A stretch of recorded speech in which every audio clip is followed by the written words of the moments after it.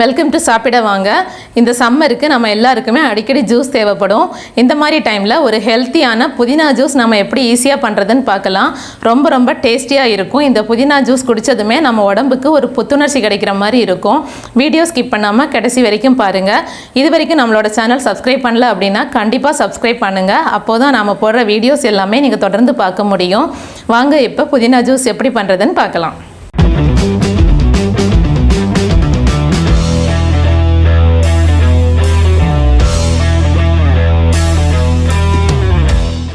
புதினா ஜூஸ் பண்ணுறதுக்கு கொஞ்சமாக புதினா எடுத்துருக்கேன். புதினா கொஞ்சம் கம்மியாக எடுத்துக்கோங்க. நிறையா போட்டிங்க அப்படின்னா டேஸ்ட் நல்லா இருக்காது.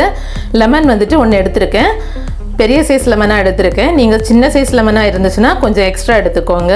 1/4 டீஸ்பூன் உப்பு, 4 டீஸ்பூன் சுகர் எடுத்துருக்கேன். உங்களுக்கு தேவைக்கு ஏற்ற மாதிரி சுகர் எக்ஸ்ட்ரா வேணாலும் சேர்த்துக்கோங்க. ஃபர்ஸ்ட் நாம் புதினா இலையை ஜாரில் சேர்த்துக்கலாம். அது கூடவே 1/4 டீஸ்பூன் உப்பு, 4 ஸ்பூன் சுகர், லெமனோட ஜூஸ்.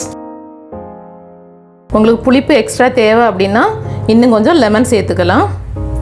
நாம் இன்றைக்கி 2 டம்ளர் ஜூஸ் போட போகிறோம். அதில் வந்துட்டு ஒரு 1/4 கப் தண்ணி மட்டும் இப்போ சேர்த்துக்கலாம். இதை இப்போ கிரைண்ட் பண்ணி எடுத்துக்கலாம். கிரைண்ட் பண்ணி எடுத்தாச்சு. இப்போ நாம் மீதம் இருக்கிற தண்ணியும் அதில் சேர்த்துடலாம். எல்லாம் சேர்த்துட்டு நல்லா மிக்ஸ் பண்ணி விட்டுடுங்க. இப்போ இதை நம்ம வடிகட்டிடலாம்.